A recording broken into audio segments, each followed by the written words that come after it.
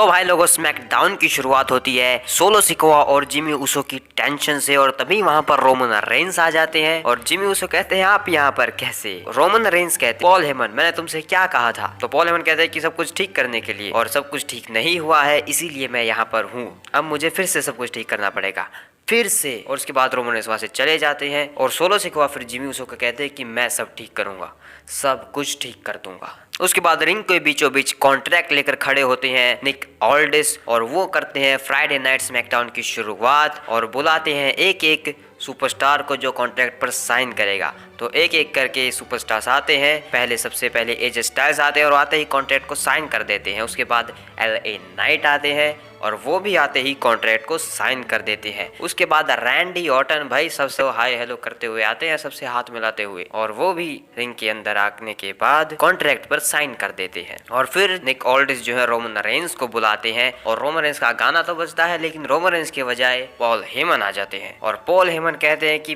पहली बात तो हम अभी अभी यहाँ पर आए हैं और इस वजह से हमने अभी तक उस कॉन्ट्रैक्ट को देखा ही नहीं है। उसमें क्या लिखा है वो हमने अपने लॉयर्स को नहीं दिखाया, और सबसे पहली बात मैंने ही उसे नहीं देखा है, तो इसलिए रोमन रेंस उस कॉन्ट्रैक्ट पर साइन नहीं करेंगे। और फिर तभी निक ऑल्डिस कहते हैं अच्छा ऐसी बात है, रोमन रेंस साइन नहीं करेगा, कोई बात नहीं, कोई दिक्कत की बात नहीं है। और ये बात सुनकर पॉल हेमन वहां से जाने लगते हैं, लेकिन उनके जाते जाते पीछे से निक ऑल्डिस कह देते हैं कि अगर रोमन रेंस कॉन्ट्रैक्ट पर साइन नहीं कर रहा है तो मेरे पास यहाँ पर 3 साइंस हो चुके हैं, तो मैं इस मैच को एक अनडिस्प्यूटेड यूनिवर्सल चैंपियनशिप विनकेट मैच बना दूंगा, जिसमें रोमन रेंस को लड़ना भी नहीं पड़ेगा और वो अपनी चैंपियनशिप को हार भी जाएगा। और ये बात सुनते ही पॉल हेमन गुस्से से, तो पॉल हेमन भागे भागे आते हैं निक ऑल्डिस के पास और उसे आकर समझाने की कोशिश करते हैं कि तुम जो है काफी अच्छा काम करते हो जब से GM बने हो, और मेरे जैसे सूट बूट में आते हो। और रैंडी ऑर्टन भी दिखता है कि भाई हाँ सच में ऐसे ही सूट बूट पहनता है इसके जैसे ही। और उसके बाद जो है पॉल हेमन समझाने की कोशिश करते हैं निक ऑल्डिस को कि तुम जो भी करते हो वो गलत करते हो। रोमन रेंस कभी भी एक फैटल 4 वे मैच में तो अपनी टाइटल को डिफेंड करेगा ही नहीं, वो सिर्फ एक 1-on-1 मैच में ही जाएगा, और यहाँ पर रोमन रेंस ही सबसे बड़ा है। और तभी LA नाइट उसे चुप करते हैं पॉल हेमन को और कहते हैं कि चुप रहो, और जब देखो यहाँ पर रोमन रेंस के बारे में चर्चा करते रहते हो, अब तुमने एक शब्द और निकाला अपने मुंह से रोमन रेंस के बारे में तो मैं तुम्हारा टकला फोड़ दूंगा। और तुमने अभी तक सिर्फ एक ही बात सही कही है, और वो ये है कि हमें यहाँ पर एक 1-on-1 मैच होना चाहिए था, और देखो मुझे यहाँ पर एक रीमैच मिलना चाहिए था, लेकिन यहाँ पर रैंडी ऑर्टन आ गया, एजे स्टाइल्स आ गया, और अब यहाँ पर एक फैटल 4 वे मैचेस की बातें चल रही है। और तभी एजे स्टाइल्स कहते हैं कि चुप करो, तुम मेरी लास्ट के ऊपर से गए थे और तब जाकर तुम एक 1-on-1 मैच में गए रोमन रेंस के अगेंस्ट और उसे हार भी गए, तो अपनी बोलती बंद रखो। और LA नाइट भी कहते हैं कि अगर तुम्हें ऐसा लगता है तो ठीक है, उस फैटल 4 वे मैच में भी मैं तुम्हारी लास्ट के ऊपर से अनडिस्प्यूटेड यूनिवर्सल चैंपियनशिप को ले जाऊंगा। और उसके बाद भाई वहां से LA नाइट जाने लगते हैं, लेकिन एजे स्टाइल्स जो है वो LA नाइट पर अटैक कर देते हैं, और LA नाइट और एजे स्टाइल्स के बीच जो है हाथापाई हो जाती है और वो एक दूसरे को मारते पीटते हुए अरीना से बाहर ले जाते हैं। और पॉल हेमन ये सब देखकर काफी खुश थे, लेकिन तभी वहां पर रैंडी ऑर्टन आकर उन्हें डरा देते हैं, उनकी टाई को पकड़ते हैं, और रैंडी ऑर्टन जो है पॉल हेमन को कहते हैं कि मैं समझता हूं तुम यहाँ पर क्या करने की कोशिश कर रहे हो, लेकिन ये सब मेरे सामने नहीं चलेगा। पता है क्यों? क्योंकि तुम्हें आज समझने की जरूरत है, और रोमन रेंस को शायद मुझे फिर से समझाने की जरूरत है कि सबसे खतरनाक अक्षर इस दुनिया की, इस रेसलिंग इंडस्ट्री के कौन से हैं। RKO, यानी कि भाई पूरी तरीके से डरा देते हैं वो पॉल हेमन को। उसके बाद बैक स्टेज में एजे स्टाइल्स जो है निक ऑल्डिस से कहते हैं कि मुझे आज रात LA नाइट चाहिए रिंग में मेरे सामने, और निक ऑल्डिस कहते हैं हाँ ठीक है तुम्हें मिल जाएगा। उसके बाद बॉबी लैशली और जो स्ट्रीट प्रॉफिट है वो एक तरीके से चैलेंज करते हैं और कहते हैं कि तुम लोग जानते हैं कि तुमने किससे पंगा लिया है, फाइनल टेस्टमेंट को ये वो बात कहते हैं। और फाइनल टेस्टमेंट इसका जवाब भी देती है कि हम समझते हैं तुम क्या हो, और हम तुम्हें बताएंगे कि क्या होता है असली ऑलमाइटी, अगले हफ्ते मिलना हमसे। उसके बाद शो पर 6 मैन टैग टीम मैच होता है LWO versus Santos Escobar, angel गार्जा और हुम्बर्टो कारिलो के बीच, और काफी हाई फ्लाइंग एक्शन हमें इस मैच में देखने को मिलता है और काफी बढ़िया ये मैच होता है। एंड में भाई कार्लिटो जो है वो फिनिशर्स लगा देते हैं एंजल गार्जा के ऊपर। उसके बाद जब वो हुम्बर्टो को भी अपना फिनिशर लगा देते हैं, लेकिन जब वो हुम्बर्टो को लेने के लिए जा रहे थे तो वहां पर फ्लाइंग टैग ले लिया था सैंतोस एस्कोबार ने, जिस वजह से सैंतोस एस्कोबार पीछे से बाद में आते हैं और रोल अप करके पिन करके इस मैच को अपनी टीम के लिए जीत जाते हैं। उसके बाद शो पर प्रिटी डडली आते हैं क्योंकि उनका मैच है बुच और टाइलर बेट के अगेंस्ट। टाइलर बेट अपनी एंट्रेंस करते हैं, लेकिन जब बुच की एंट्रेंस का टाइम आता है तो कोई और ही थीम सॉन्ग प्ले होता है और पीट डन का यहाँ पर जो है थीम सॉन्ग प्ले हो जाता है, यानी कि बुच जो है अब वो पीट डन बन चुके हैं, जिस वजह से ये मैच होता है Pretty Deadly versus Tyler Bate and Pete Dunne के बीच। तो भाई अब फिर से अपना कैरेक्टर चेंज कर लिया है भाई बुच ने, अब वो पीट डन बन चुके हैं जो कि वो NXT के टाइम पर हुआ करते थे। तो भाई ये मैच काफी बढ़िया चलता है। एंड में पीट डन जो है वो प्रिटी डडली का उंगलियां तोड़ देते हैं और उसके बाद अपना फिनिशर लगाकर इस मैच को जीत जाते हैं बेटर एंड के साथ। उसके बाद हारने के बाद प्रिटी डडली बैक स्टेज जाती है और उनसे पूछा जाता है उनकी हार के बारे में, तो प्रिटी डडली जवाब देते हैं कि हम जो है बुच के लिए तैयारी करके आए थे, पीट डन के लिए नहीं, हमारा दिमाग खराब है, हमारा दिमाग मत खराब करो, अब जा रहे हैं। उसके बाद स्मैकडाउन के शो पर होता है केविन ओवन शो, जिसके ऊपर केविन ओवंस आते हैं और वो कहते हैं कि मैं ये कभी यहाँ पर कहना तो नहीं चाहता, लेकिन मुझे आज कहना पड़ेगा, स्वागत कीजिए मेरे गेस्ट का लोगन पॉल। उसके बाद शो पर लोगन पॉल आते हैं और वो कहते हैं कि मैं यहाँ पर आने के लिए काफ़ी ऑनर कहता तुम्हें कि मुझे यहाँ पर आकर काफ़ी अच्छा फील हो रहा है, लेकिन मैं ऐसा नहीं कहूँगा, उसके बदले मैं तुम्हें थैंक यू कहना चाहूँगा क्योंकि तुम्हारी वजह से मैं आज WWE में हूँ। और केविन ओवंस कहते हैं कि क्या तुम अब सारा इल्जाम मेरे ऊपर डालना चाहते हो कि तुम मेरी वजह से यहाँ पर फंस गए हो। लोगन पॉल एक क्लिप दिखाते हैं रेसलमेनिया की, रेसलमेनिया 2021 की क्लिप दिखाते हैं जिसमें लोगन पॉल जो है केविन ओवंस टर्नर लगा देते हैं और उस क्लिप को देखकर कहते हैं कि ये देखो तुमने मेरी पहली रेसलमेनिया को कैसे बर्बाद कर दिया था मुझे स्टनर लगाकर। और केविन ओवंस कहते हैं कि ये सब मुझे तो याद भी नहीं है, तुम मेरे सिर्फ इतने हजारों बंदे जिनको मैंने स्टन किया है उनमें से सिर्फ एक इंसान हूँ, बस मुझे इतना ही याद है। तो ऐसे ही मैं लोगों को स्टनर लगाते रहता हूँ वैसे। इसके बाद भाई लोगन पॉल और केविन ओवंस के बीच काफ़ी बड़ा ये प्रोमो चलता है जिनमें एक दूसरे की बेइज्जती भी करते हैं, तारीफ भी करते हैं और लोगन पॉल अपनी तारीफों के पुल बांधते रहते हैं। एंड में जो है केविन ओवंस ये कहते हैं कि तुम्हें रॉयल रंबल तक जो है मेरा हाथ ठीक चाहिए था ना, तो तुम रॉयल रंबल का वेट क्यों करते हो, मैं अभी इसे उतार देता हूँ। केविन ओवंस जो है वो उसे हाथ पर लगे हुए उस कैसल को निकाल देते हैं, लेकिन लोगन पॉल जो है सीधा लकी पंच लगा देते हैं केविन ओवंस के ऊपर। लेकिन केविन ओवंस भाई हिम्मत करके उठ जाते हैं और वो कहते हैं बस इतना ही दम था तुम्हारे इस लकी पंच में, और उसके बाद वो जो है अटैक कर देते हैं लोगन पॉल के ऊपर। लोगन पॉल जो है किसी तरीके से बचकर निकल जाते हैं, रिंग से बाहर चले जाते हैं, लेकिन केविन ओवंस जब उसे फिर से मारने के लिए जाते हैं लोगन पॉल को, लोगन पॉल रिवर्स अटैक करके केविन ओवंस के उसी हाथ को स्टील स्टेप्स के ऊपर फेंक देते हैं, जिससे केविन ओवंस फिर से दर्द में हो जाते हैं। अब दोबारा उनको ये प्लास्टर लगवाना पड़ेगा और उसके बाद लोगन पॉल एक बढ़िया सी फोटो खिंचवाकर वहां से चले जाते हैं। उसके बाद बैक स्टेज में रोमन रेंस को दिखाया जाता है जो पॉल हेमन और जिमी ऊसो के ऊपर भड़के हुए होते हैं कि मैंने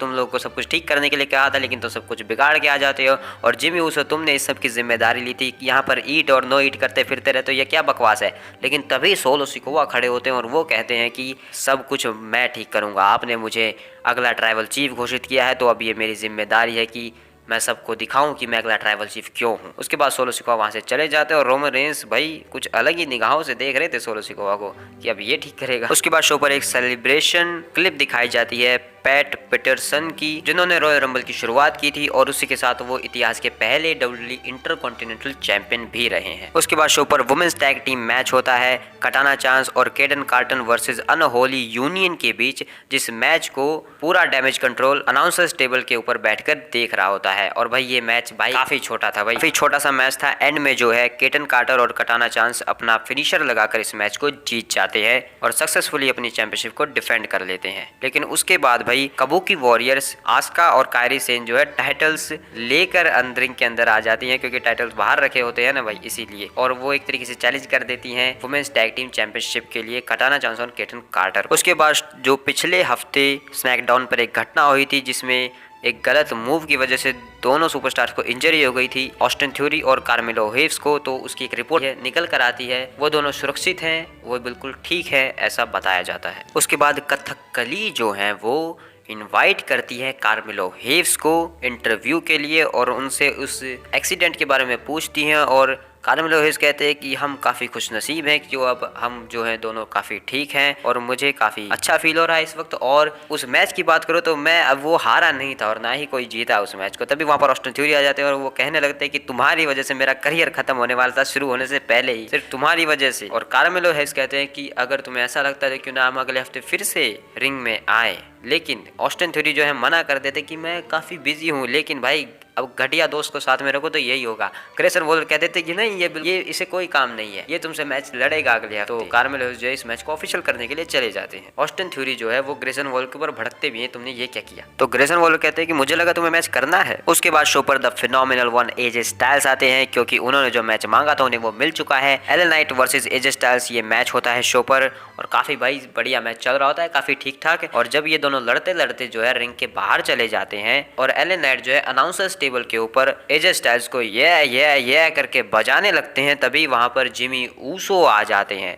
और जिमी ऊसो की तरफ एलन नाइट जाते हैं देखने के लिए। और जब वो वापस आते हैं तो एजे स्टाइल्स लगा देते हैं बेली किक, और उसके बाद सोलो सिकोआ पता नहीं भाई कहां से आ जाता है और समोन स्पाइक लगा देता है एलए नाइट को। और उसके बाद भाई सोलो सिकोआ जाकर एजे स्टाइल्स को भी बजा देते हैं और रिंग के अंदर ले जाकर उन्हें लगा देते हैं समोन स्पाइक। और उसके बाद भाई सोलो सिकोआ माइक लेता है और कहता है कि 2 खत्म हुए, 1 बाकी है, रैंडी ऑर्टन बाहर आ जाओ। और तभी भाई रैंडी ऑर्टन आ जाते हैं अपना थीम सॉन्ग अपनी एंट्रेंस करके, और शो पर होता है शो का main event Randy Orton versus solo Sikoa. तो भाई ये मैच स्टार्ट होता है और शुरुआत में जो है सोलो सिकोआ रैंडी ऑर्टन को बुरी तरीके से बजाते हैं, लेकिन रैंडी ऑर्टन किसी तरीके से वापसी करते हैं मैच में और फिर लगाते हैं रिंग के बाहर जाकर अपना फेवरेट मूव अनाउंसर्स टेबल के ऊपर वो स्लैम, और उसके बाद रिंग के अंदर जाकर लगा देते हैं विंटेज ऑर्टन डेरिट टी। और जैसे ही वो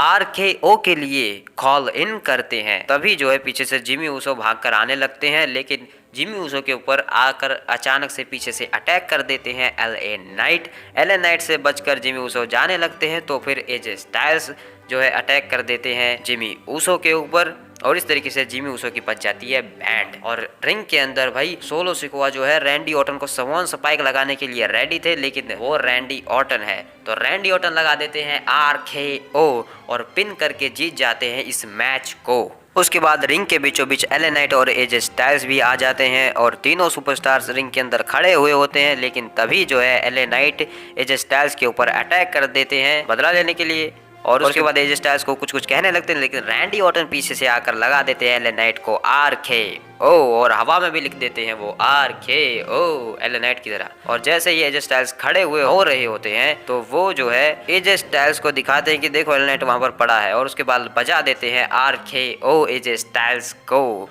उसके बाद रैंडी ऑर्टन जैसे ही पलटते हैं तो रोमन रेंस आकर लगा देते हैं सुपरमैन पंच रैंडी ऑर्टन को। और उसके बाद रोमन रेंस जो है वो निक ऑल्डेस जो ये सब देख रहे थे बाहर वहीं पर खड़े होकर रिंग साइड पर, उससे लेते हैं कॉन्ट्रैक्ट इस मैच का, और रोमन रेंस जो है वो कर देते हैं साइन इस फैटल 4-वे मैच रॉयल रंबल के लिए जो होने वाला है उसके कॉन्ट्रैक्ट को। और उसके बाद रोमन रेंस जो है इस कॉन्ट्रैक्ट को निक ऑल्डेस को देते नहीं है, फेंक देते हैं, बेइज्जती कर देते हैं भाई निक ऑल्डेस की। और उसके बाद रोमन रेंस जाते हैं स्पीयर के लिए, वो स्पीयर लगाने के लिए जाते हैं रैंडी ऑर्टन को, लेकिन रैंडी ऑर्टन भाई अलग ही पोजीशन में थे, उन्होंने लगा दिया स्पीयर को कन्वर्ट करके RKO। उसके बाद रैंडी ऑर्टन कॉन्ट्रैक्ट उठाते हैं और वो जो है रोमन रेंस के सामने रख देते हैं और कहते हैं कि तुमने पढ़ा नहीं था ना, तो देख लो अब ध्यान से पढ़ लो। और रोमन रेंस भाई पढ़ने लगते हैं कॉन्ट्रैक्ट को, और इसी के साथ रैंडी ऑर्टन के थीम सॉन्ग के साथ शो हो जाता है खत्म। और RKO की बरसात देखकर भाई मजा आ गया। और भाई अगले हफ्ते के लिए कार्लिटो वर्सेस सैंतोस एस्कोबार का मैच ऑफिशियल कर दिया जाता है, और बॉबी लैशली स्ट्रीट प्रॉफिट जिनका नाम शायद द प्राइड होने वाला है फेस टू फेस करेंगे द फाइनल टेस्टमेंट को। इन दोनों का फेस टू फेस होगा भाई अगले हफ्ते। और कार्मेलो हेब्स वर्सेस ऑस्टिन थ्योरी के मैच को भी ऑफिशियल कर दिया जाता है, और उसी के साथ भाई वुमेन्स टैग टीम चैंपियनशिप के लिए कबूकी वॉरियर्स वर्सेस कटाना चांस और केडन कार्टर के मैच को भी ऑफिशियल कर दिया जाता है। लेकिन इसके बाद भाई रोमन रेंस जो एक वीडियो अपलोड करते हैं सोशल मीडिया पर, जहां पर वो कहते हैं कि मुझे ये बिल्कुल भी पसंद नहीं है, निक ऑल्डेस जो बंदा है मुझे बिल्कुल भी पसंद नहीं है, और मैं इसे ठीक करूंगा अच्छे तरीके से अपने हिसाब से। और भाई इसी के साथ मैंने रॉयल रंबल की शॉकिंग एंडिंग के बारे में बात की, यानी कि रोमन रेंस के फैटल 4-वे मैच के बारे में, तो तुम जाकर वो वीडियो देख सकते हो। मिलते हैं किसी और वीडियो में, तब तक के लिए बाय।